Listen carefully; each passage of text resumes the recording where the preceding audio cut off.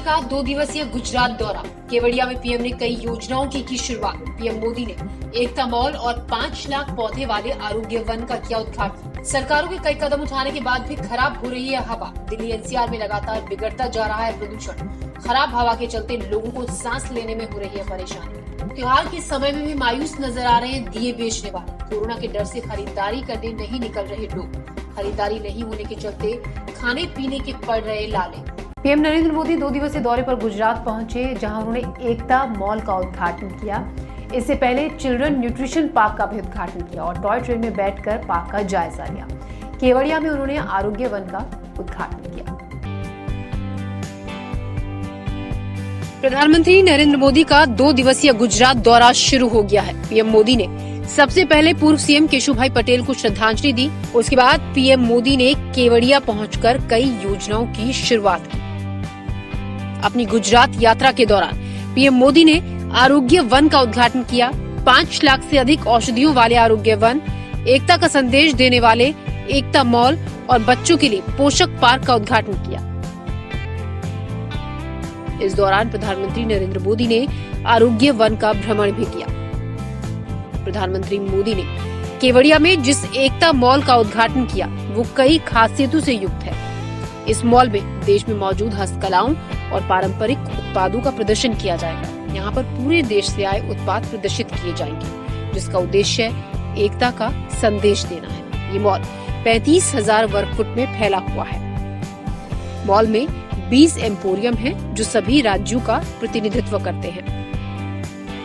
प्रधानमंत्री नरेंद्र मोदी ने केवड़िया में बच्चों के लिए पोषक पार्क का भी उद्घाटन किया। ये दुनिया का पहला तकनीकी आधारित बच्चों के लिए पोषक पार्क है, जो कि 35,000 वर्ग फुट में फैला हुआ है।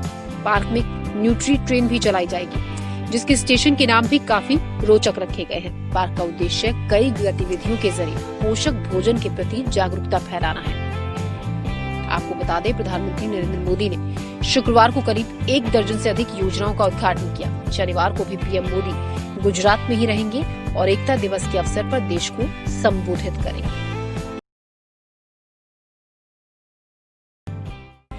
पैगंबर मोहम्मद के कार्टून पर फ्रांस के राष्ट्रपति की टिप्पणी को लेकर मुसलमान देशों में काफी नाराजगी है और इसकी आंच भारत तक भी पहुंच चुकी है। आपको बता दें, भोपाल के इकबाल मैदान में हजारों की तादाद में लोग इकट्ठा हुए और फ्रांस के राष्ट्रपति के खिलाफ प्रदर्शन किया।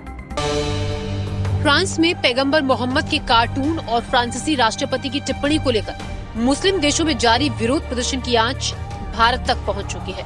मध्य प्रदेश की राजधानी भोपाल के इकबाल मैदान में भी विधायक आरिफ मसूद की अगुवाई में हजारों की तादाद में लोग इकट्ठा हुए और फ्रांस के राष्ट्रपति के खिलाफ प्रोटेस्ट किया, साथ ही उनसे माफी मांगने की अपील की। वहीं मुंबई के भिंडी बाजार में रातों रात सड़कों पर फ्रांसीसी राष्ट्रपति के पोस्टर चिपका दिए गए।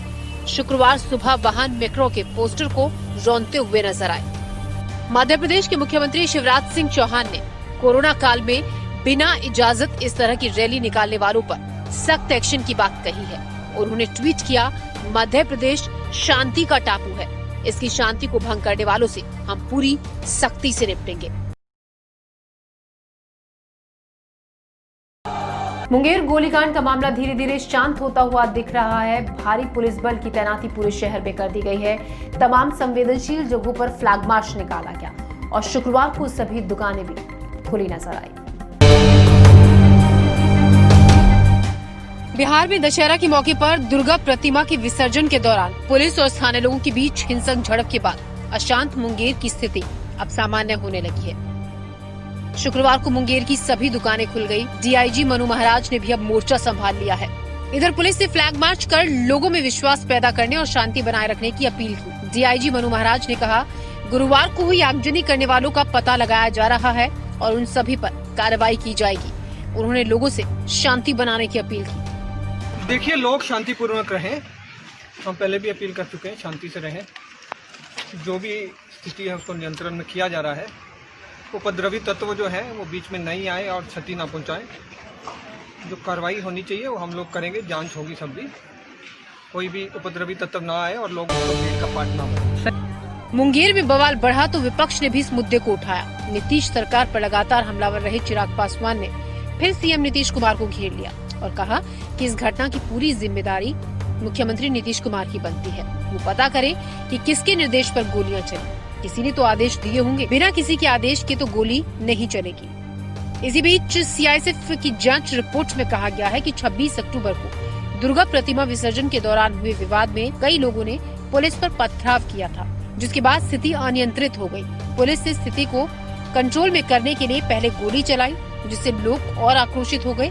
इसके बाद 29 अक्टूबर को एक बार फिर मुंगेर की स्थिति अनियंत्रित हो गई और लोग सड़कों पर उतर आए।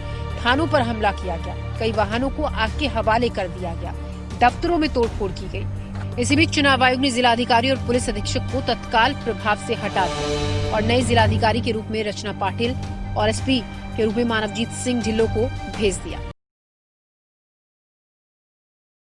दिल्ली की हवा की गुणवत्ता लगातार खराब होती जा रही है। एयर क्वालिटी इंडेक्स लगातार कम हो रहा है, जिसके चलते लोगों को सांस लेने में भी काफी परेशानी हो रही है। और जानकारों का ये मानना है कि आने वाले दिनों में दिल्ली की आबो हवा और भी ज्यादा प्रदूषित होगी। दिल्ली एनसीआर में सरकार की तमाम कोशिशों के बावजूद प्रदूषण लगातार बद से बदतर होता जा रहा है। देश की राजधानी दिल्ली और आसपास के इलाकों में एक बार फिर से प्रदूषण की समस्या बढ़ने लगी है। पिछले कुछ दिनों में दिल्ली की हवा बद से बदतर होती जा रही है और AQI लगातार 400 के ऊपर बना हुआ है। लोगों को काफी परेशानियों का सामना करना पड़ रहा है। मालूम हो कि कोरोना महामारी के बीच बढ़ता प्रदूषण प्रशासन के लिए बड़ा सिरदर्द बना हुआ है। पड़ोसी राज्यों में पराली जलने और दूसरे कारणों के चलते दिल्ली की वायु की गुणवत्ता बेहद खराब स्तर तक पहुंच गई है, जिसके चलते लोगों को सांस से संबंधित बीमारियों का सामना करना पड़ रहा है और स्वस्थ लोगों को भी सांस लेने में परेशानी हो रही है। कोरोना के चलते इस बार सब कुछ फीका फीका सा है। त्योहारों की रौनक भी इस बार काफी कम है। जो चहल पहल, जो भीड़ भाड़ हुआ करती थी, वो नदारद है। और ऐसे में परेशानी उन लोगों के सामने आ रही है जिनकी रोजी रोटी रोजाना कुछ न कुछ बेचकर कमाई जाती थी। आपको बता दें, मिट्टी के दिए बेचने वाले दुकानदार आजकल काफी परेशान हैं। इनका ये कहना है कि ग्राहक इस बार आ ही नहीं रहे। पूरे साल इस त्योहार का इंतजार किया जाता है, क्योंकि यही एक ऐसा मौका होता है जब अच्छी कमाई होती है। लेकिन इस बार उम्मीद नहीं लग रही है कि ज्यादा लोग पहुंचेंगे मिट्टी के दिए खरीदने के लिए। इसीलिए दुकानदार मायूस हैं और परेशान हैं और इंतजार कर रहे हैं ग्राहकों का। कोरोना की वजह से इस बार त्योहार भी फीके फीके से हैं। हर साल दिवाली के वक्त ग्राहकों की भीड़ के चलते सांस लेने की भी फुर्सत नहीं होती थी मिट्टी के दिए और सजावट का सामान बेचने वालों के पास। लेकिन इस बार हाथ पर हाथ धरे बैठे हैं ये लोग, क्योंकि कोरोना का खौफ अभी भी लोगों में है और लोग खरीदारी करने नहीं निकल रहे हैं। मिट्टी के दिए बेचने वाली केसर कहती है कि अब की बार पता नहीं सामान बिकेगा या नहीं। आमदनी बिल्कुल नहीं है, ऊपर से पुलिस और कमेटी वाले दुकान लगाने नहीं देते। ऐसे में खाने के लाले पड़ गए हैं। अब की बार लॉकडाउन पे ये देखो 6 महीने से तो हम बैठे हैं और अब ये दुकानें लगाई हैं तो पुलिस वाले तंग करते हैं और वो कमेटी वाले तंग कर रहे हैं। अब सेल भी पता नहीं होएगी कि नहीं। ये कर्जे हमने तो उधार माल ले लेके भरा कारीगरों से। सड़क के किनारे आपको रंग बिरंगे दिए और घर की सजावट के खूबसूरत सामान सजी ऐसी बहुत सी दुकानें आजकल नजर आती हैं, क्योंकि मिट्टी के दिए बेचने वालों के लिए साल में दिवाली के मौके पर ही अच्छी कमाई का मौका होता है और सामान बिकने पर ही उनके घरों में दिवाली मनती है। लेकिन इस बार कोरोना ने सारी उम्मीदों पर पानी फेर दिया है। तो आप भी अगली बार सड़क पर ऐसी किसी दुकान को देखें तो इनसे दिवाली के लिए मिट्टी के दिए जरूर खरीदें, जो आपके घरों में तो उजाला करेंगे ही, इन कारीगरों के घरों को भी रोशन कर देंगे।